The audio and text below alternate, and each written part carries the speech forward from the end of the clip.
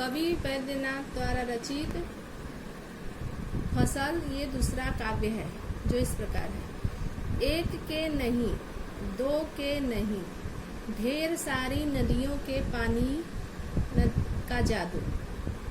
यहाँ पर कवि फसल का वर्णन करते हुए कह रहे हैं कि फसल उगने में एक नहीं, दो नहीं, बहुत सारी नदियों के पानी का जादू रहता है। एक के नहीं, दो के नहीं, लाख लाख कोटि कोटि हाथों के स्पर्श की गरिमा। एक की नहीं और एक नहीं, दो नहीं, हजारों लाखों करोड़ों हाथों यानी कि जो फसल को उगाने में अपनी मेहनत लगाते हैं किसान या फिर अन्य कोई व्यक्ति जो उसमें सहयोग देते हैं, उन सबके हाथों के स्पर्श की गरिमा प्रतिष्ठा उसमें लगती है। किसमें? एक फसल उगाने में।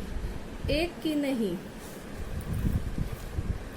दो की नहीं, हजार हजार खेतों की मिट्टी का गुणधर्म। और आगे कह रहे हैं एक की नहीं, दो की नहीं, हजारों खेतों के मिट्टी का गुणधर्म समाहित होता है। किसमें? फसल में।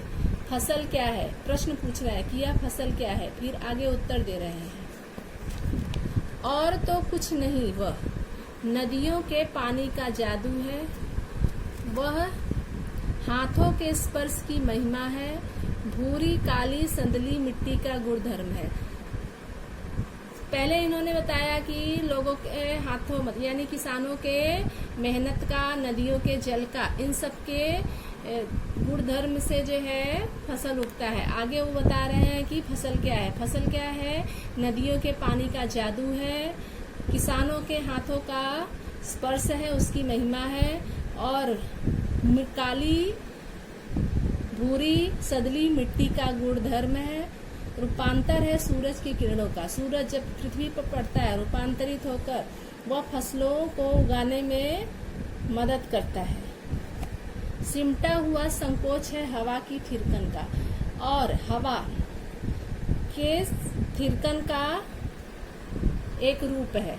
अर्थात फसल उगाने में नदी के जल, किसान की मेहनत, मिट्टी का गुणधर्म, सूरज की किरणों और हवा की थिरकन का प्रयोग करके एक फसल तैयार होता है। यहाँ पर फसल की महिमा का इन्होंने वर्णन किया है। जो हमें फसल प्राप्त होता है, जो अनाज के रूप में हम ग्रहण करते हैं, ये सिर्फ एक जन के सहयोग से नहीं होता, कई लोगों के सहयोग से हमें प्राप्त होता है। धन्यवाद।